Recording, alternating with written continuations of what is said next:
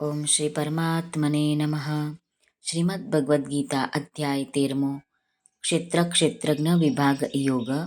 આજે શ્લોક ક્રમાંક 9 વિશે ટૂંકમાં સમજીએ.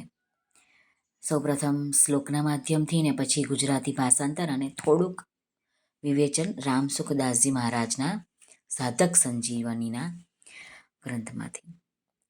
શ્રી ભગવાન ઉવાચ અશક્તિરનભિષ્વંગઃ પુત્રદારગૃહાદિષુ નિત્યૈ ચ સમચિત્તત્વં ઇષ્ટાનિષ્ટોપપત્તિષુ.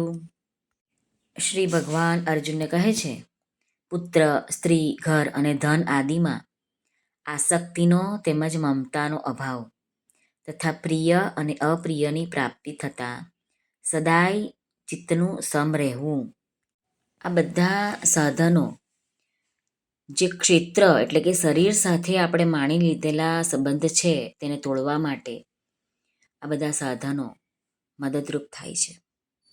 સ્વામી રામસુખદાસજી મહારાજ કહે છે, અશક્તિ એટલે કે જે આ સાંસારિક વસ્તુઓ છે, ઘટના છે, વ્યક્તિ, પરિસ્થિતિ, આ બધામાં જ પ્રીતિ ઉત્પન્ન થાય છે તેને કહેવાય છે શક્તિ.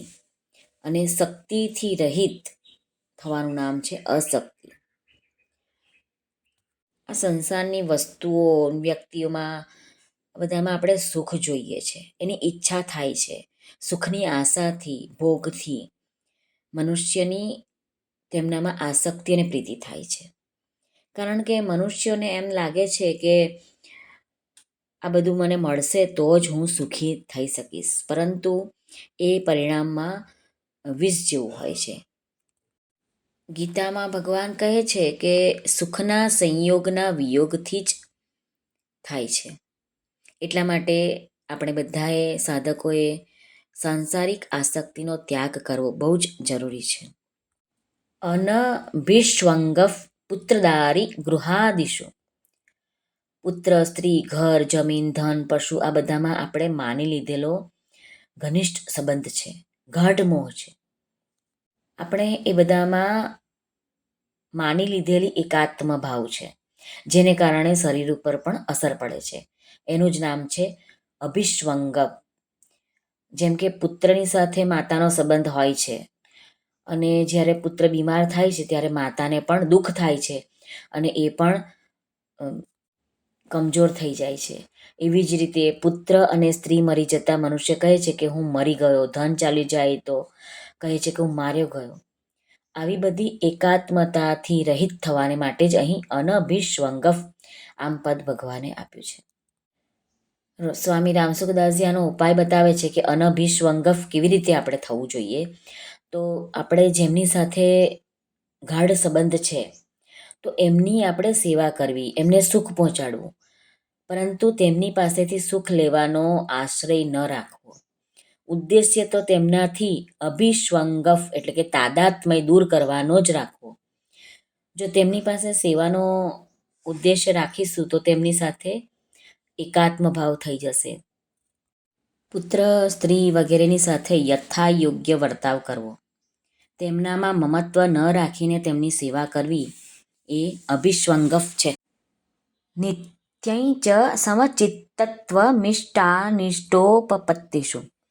ઈષ્ટ એટલે કે મનને અનુકૂળ વસ્તુ, વ્યક્તિ, પરિસ્થિતિ, ઘટના એ બધું પ્રાપ્ત થતાં ચિત્તમાં જે રાગ, હર્ષ, સુખ વગેરે જે વિકારો થાય છે અને એ ન થાય, અને અનિષ્ટ એટલે કે મનને પ્રતિકૂળ વસ્તુ, વ્યક્તિ, ઘટના, પરિસ્થિતિ આ બધું પ્રાપ્ત થતાં ચિત્તમાં દ્વેષ, શોક, દુઃખ, ઉદ્વેગ આ બધી લાગણીઓ થાય છે તે ન થવા.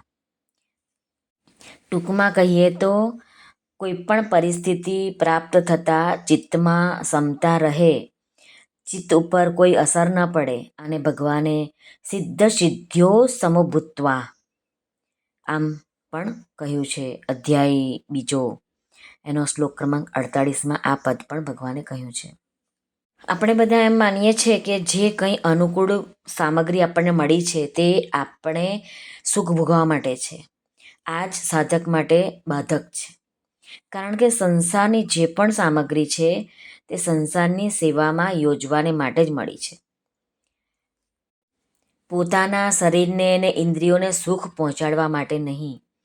એવી જ રીતે મનુષ્યને જે કંઈ પ્રતિકૂળ વસ્તુ પરિસ્થિતિ મળી છે તે દુઃખ ભોગવવા માટે નથી મળી, પરંતુ સંયોગજન્ય સુખનો ત્યાગ કરાવવાને માટે જ, અને મનુષ્યને સાંસારિક રાગ, આસક્તિ, કામના, મમતા આ બધાનાથી છોડાવવાને માટે જ મળી હોય છે. સ્વામી રામસુખદાસજી મહારાજ કહે છે કે અનુકૂળ અને પ્રતિકૂળ પરિસ્થિતિમાં મનુષ્યને સુખ દુઃખથી ઊંચા ઉઠીને પરમાત્મ તત્વને પ્રાપ્ત કરવાને માટે જ મળી છે. આવું દ્રઢતાથી માની લેવાથી જ સાધકોનું ચિત્ત આપમેળે સમ થઈ જશે. શ્રી કૃષ્ણાર્પણમસ્તુ. સર્વને ભાવથી જય શ્રી કૃષ્ણ. રાધે રાધે. હરિઓમ તત્સત. જય ગુરુદેવ દત્ત. જય સ્વામિનારાયણ. જય માતાજી. નમઃ પાર્વતે પતે. હર હર મહાદેવ. હર સિદ્ધેશ્વર મહાદેવની જય. આજના આનંદની જય. સર્વનું કલ્યાણ થાઓ, સર્વનું કલ્યાણ થાઓ, સર્વનું કલ્યાણ થાઓ.